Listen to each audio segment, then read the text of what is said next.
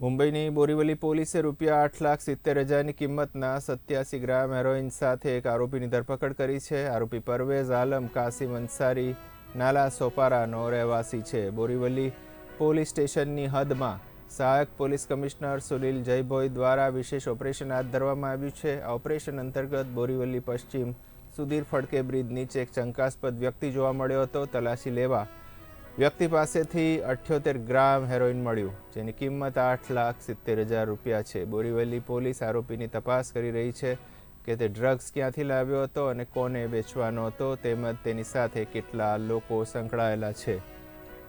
सुमेरनगर bridge के नीचे एक आदमी ड्रग्स बेच रहा है, तो हमारी पूरी टीम जाके वहाँ पर सर्च लिया तो एक आदमी वहाँ पर संशयास्पद हलचल करके दिखा.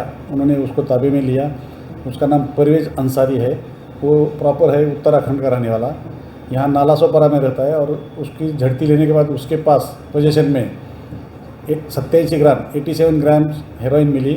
उसकी कीमत तकरीबन ₹8,70,000 है. उसको ताबे में लेके उसके खिलाफ गुनाह दर्ज किया और न्यायालय में हाजिर करके उसका 8 तारीख तक रिमांड लिया है.